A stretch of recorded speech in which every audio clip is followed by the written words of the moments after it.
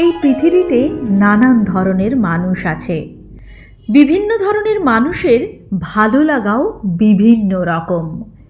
কেউ ভালোবাসেন ফুল, কেউ ভালোবাসেন নানান জায়গায় ঘুরতে যেতে, কেউ বা আবার নানান ধরনের খাবার খেতে ভালোবাসেন, কেউ আবার সারাদিন বইতে মুখ গুজে থাকতে ভালোবাসেন।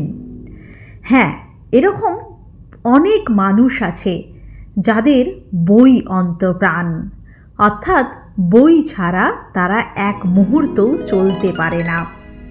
আজকের ভিডিওটা ঠিক তাদের জন্য, যারা এক কথায় বইয়ের পোকা। চলুন জেনে নেওয়া যাক বই সম্পর্কে কিছু মজাদার তথ্য।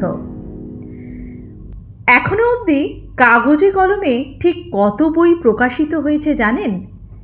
130 মিলিয়ন বই এখনো পর্যন্ত প্রকাশিত হয়েছে। অনেকেই আছেন পুরনো এবং নতুন বইয়ের গন্ধ শুঁকতে ভালোবাসেন। জানেন, এই ভালো লাগা এক প্রকারের রোগ। শুনতে অবাক লাগছে, অবাক লাগলেও ঘটনাটা কিন্তু সত্য। বইকে ভালোবাসার এই রোগকে বলা হয় বিপ্লসমিয়া। অর্থাৎ বই হাতে পেয়েই যদি আপনি তার গন্ধ শুঁকতে শুরু করেন, তাহলে অবশ্যই আপনি ধরে নেবেন বিপ্লসমিয়া রোগে আপনি আক্রান্ত। এইবার চলুন জেনে নেওয়া যাক কোন বইগুলি বিশ্বে সবথেকে বেশি বার পড়া হয়েছে। সেগুলি হলো শ্রীমদ্ ভগবদ্ গীতা, বাইবেল, মাও সেতুংয়ের উক্তি ও হ্যারি পটার। জানেন, বিশ্বব্যাপী যত বই বিক্রি হয়েছে তার কত শতাংশ মহিলারা কেনেন? শুনলে কিন্তু অবাক হবেন। হ্যাঁ, যত বই আজ অবধি বিশ্বব্যাপী বিক্রি হয়েছে তার 68% কিনেছেন কিন্তু শুধুমাত্র মহিলারা। এবার একটা অন্য ধরনের তথ্য দিই আপনাদের। আচ্ছা বলুন তো, যারা বই পড়তে ভালোবাসে তাদের হঠাৎ করে বইয়ের পোকা বলা হয় কেন?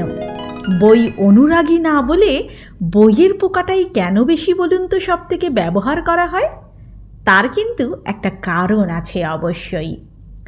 আসলে যেসব পোকা বইয়ের বাধাই কেটে জীবন ধারণ করে, তাদেরকেই অনুকরণ করে বই অনুরাগীদের বইয়ের পোকার সঙ্গে তুলনা করা হয়। কি অবাক করা কাণ্ড বলুন! আমরা অনেকেই কিন্তু এই ব্যাপারটাকে তলিয়ে দেখি না।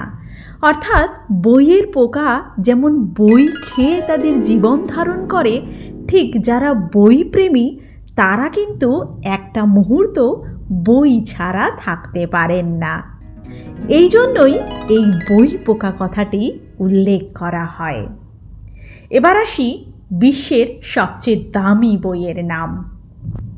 বিশ্বের সবচেয়ে দামি বইয়ের নাম হলো বেসাম 1640, যা বিক্রি হয়েছে $14.2 মিলিয়ন। ভাবতে পাচ্ছেন একটা বইয়ের দাম $14.2 মিলিয়ন। 1640 বেসাম বইয়ের এত অধিক মূল্যে বিক্রয় হয়েছে। বিশ্বের সবচেয়ে বড় বই কি বলুন তো? সবচেয়ে বড় বই হলো দ্য ক্লেক এটলাস, যার দৈর্ঘ্য 1.75 মিটার এবং প্রস্থে এটি 1.90 মিটার চওড়া। এইবার বই সম্পর্কে আপনাদের আরও একটা অবাক করা তথ্য জানাই, যা কিন্তু আপনারা অনেকেই জানেন না। হ্যারি পটার আমরা সকলেই ভালোবাসি, তবে জানেন কি, হ্যারি পটার বইটিকে ধর্মীয় অনুভূতিতে আঘাত আনার অভিযোগের দায়ে আমেরিকায় সবচেয়ে বেশি বার নিষিদ্ধ করা হয়েছিল। এবার আসি বই লেখার কথায়। বই লিখতে গেলে সবাই জানে বসে বসে লিখতে হয়, কিন্তু জানেন এমন একজন লেখক আছে, তিনি তার সমস্ত বই দাঁড়িয়ে লিখেছেন। হ্যাঁ, ভার্জিনিয়া ওলফ একমাত্র লেখক যিনি তার সমস্ত বই দাঁড়িয়ে লিখেছেন। টাইপরাইটারে লেখা প্রথম বইয়ের নাম কি বলুন তো? Adventurous of Tom Sawyer. প্রথম বেস্ট সেলার বই হিসেবে জানেন কোন বইকে মনোনীত করা হয়েছে?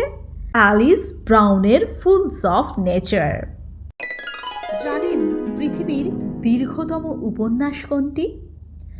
মার্সেল প্রুস্তের in search of lost time পৃথিবীর দীর্ঘ উপন্যাস, যা 13টা খণ্ডে বিভক্ত এবং এটার মধ্যে শব্দ ব্যবহার করা হয়েছে 1.3 মিলিয়ন। কি কেমন লাগলো বই সম্পর্কে নানা অজানা তথ্য জেনে? আশা করি আজকের তথ্যটি আপনাদের ভালো লেগেছে। ভালো লাগলে অবশ্যই আমার চ্যানেলটিকে সাবস্ক্রাইব করে আমার সাথে থাকবেন। ভালো থাকবেন, সকলকে ভালো রাখবেন। ধন্যবাদ।